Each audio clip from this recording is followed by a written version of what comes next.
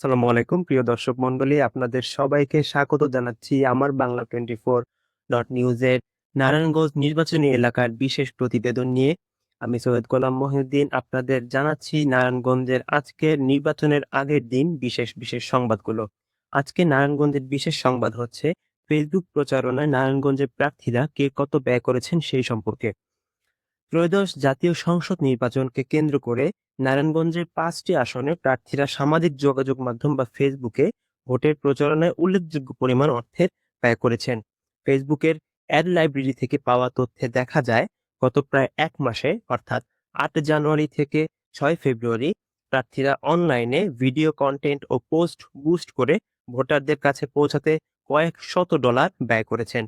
নারায়ণগঞ্জ 5 আসনে জামায়াত এনসিপি জোট সমর্থিত খেলাফত মজলিসের এবিএম সিরাজুল মামুন 38টি কন্টেন্টের প্রচারণায় ব্যয় করেছেন প্রায় $720। একই আসনে গণসংহতি আন্দোলনের তরিকুল সুজন 42টি কন্টেন্টের জন্য খরচ করেছেন $153। অপরদিকে নারায়ণগঞ্জ 4 আসনে রিপাবলিকান পার্টির প্রার্থী মোহাম্মদ আলী 40টি কন্টেন্টে ব্যয় করেছেন প্রায় $920। বিএনপি সমর্থিত জমিয়াতে উলামায়ে ইসলামের মনির হোসাইন কাশেমি 7টি কন্টেন্টে খরচ করেছেন $220। এনসিপি আব্দুল্লাহ আল আমিন 25টি কন্টেন্টের জন্য ব্যয় করেছেন $166।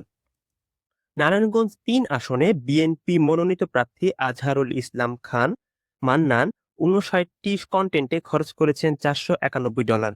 একই আসনে জামায়াতের ইকবাল হোসেন ভূঁইয়া 32টি কন্টেন্টে ব্যয় করেছেন $246। নারায়ণগঞ্জ 2 আসনে বিএনপি মনোনীত প্রার্থী নজরুল ইসলাম আজাদ 5টি কন্টেন্টের জন্য $100 কম ব্যয় করেছেন। জামায়াতের ইলিয়াস মোল্লাও 3টি কন্টেন্টে $100 কম খরচ করেছেন। নারায়ণগঞ্জ 1 আসনে বিএনপি মনোনীত প্রার্থী মোস্তাফিজুর রহমান ভূঁইয়া দীপু 18টি কন্টেন্টে ব্যয় করেছেন $289। ফেসবুকে প্রচারিত এসব কন্টেন্টে প্রার্থীদের বক্তব্য, নির্বাচনী অঙ্গীকার ও বিভিন্ন তথ্য তুলে ধরে ভোটারদের সমর্থন দেওয়া হচ্ছে। পোস্ট বুস্ট ও ভিডিও বিজ্ঞাপনের মাধ্যমে এই প্রচারণা মিছিল মিটিংয়ের পাশাপাশি সরাসরি ভোটারদের মোবাইল স্ক্রিনে পৌঁছাচ্ছে। নির্বাচনী বিধিমালা অনুযায়ী অনলাইন প্রচারণায় ব্যয় করা অর্থ প্রার্থীদের নির্বাচনী ব্যয় হিসাবের সঙ্গে যুক্ত করার কথা।